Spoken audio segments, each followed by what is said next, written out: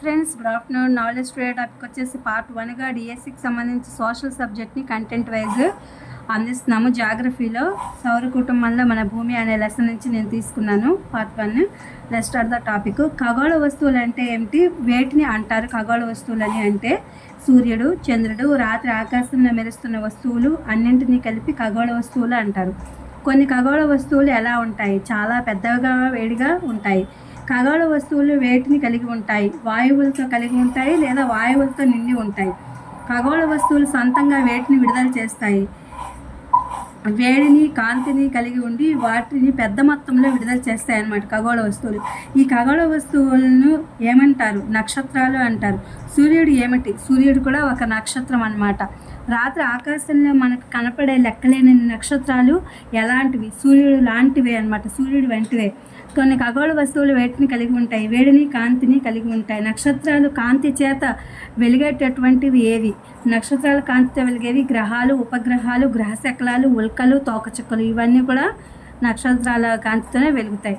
అవి ఎక్కడి నుంచి వెలుగుతాయి, సూర్యుడి కాంతితో వెలుగుతాయి అన్నమాట. ఇవన్నీ ఒకదాంతో ఒకటి లింక్.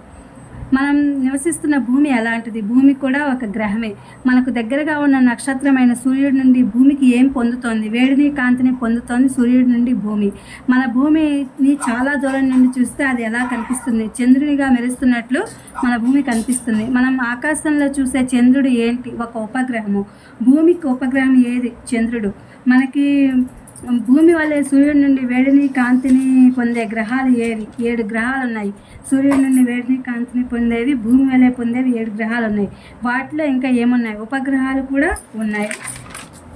వివిధ నక్షత్రాల నమూనాలను ఏమంటారు, నక్షత్ర రాసులు అంటారు. వాటి ఆకారాన్ని బట్టి వాటికి ఏం పేర్లు పెట్టారు, అవి కనిపించేటటువంటి ఆకారాన్ని బట్టి వివిధ రకాల జంతువుల పేర్లు, వస్తువుల పేర్లు, జీవుల పేర్లు పెట్టడం అనేది జరిగింది. ఉర్సా మేజర్, బిగ్ బేర్ అనేది ఎటువంటిది, ఒక నక్షత్ర రాశి. చాలా తేలికగా గుర్తించదగిన వాటిలో ఒకటి ఏంటి, సప్తర్షి. సప్తర్షి అనే ఒక సమూహం ఉంటుందన్నమాట, ఇది నక్షత్రాల సమూహం. సప్తర్షి అనేది ఏ సమూహము, ఇది 7 నక్షత్రాల సమూహము. ప్రాచీన కాలంలో ప్రజలు రాత్రి సమయంలో వేటిని సహాయంతో దిక్కులు గుర్తించేవారు, నక్షత్రాల సహాయంతో దిక్కులు గుర్తించేవారు. ఉత్తర దిక్కును ఎలా గుర్తించేవారు, ఉత్తర నక్షత్రం సహాయంతో ఉత్తర దిక్కును గుర్తించారు. ఉత్తర నక్షత్రాన్ని ఏ నక్షత్రం అని కూడా అంటారు, ధ్రువ నక్షత్రం అని కూడా అంటారు. ఉత్తర నక్షత్రం ఆకాశంలో ఎల్లప్పుడూ ఎలా ఉంటుంది, ఒకే స్థితిలో ఉంటుంది. భూమి ఎలా ప్రకాశించడం తెలుసుకున్నాము, స్వయంగా భూమి ఎలా ప్రకాశించదని తెలుసుకున్నాము, స్వయంగా ప్రకాశించదని తెలుసుకున్నాము. ఇది సూర్యుడి నుంచి వచ్చే వేడి కాంతి వలన ఈ భూమి ప్రకాశిస్తుంది. భూమి సూర్యుడి నుండి ఎన్ని కిలోమీటర్ల దూరంలో ఉంది, 15 కోట్ల కిలోమీటర్ల దూరంలో ఉంది భూమి. భూమికి కవల గ్రహం ఏది, శుక్రుడు భూమికి కవల గ్రహము. గ్రహాలలో పెద్దది బృహస్పతి, గ్రహాలలో చిన్నది బుధుడు.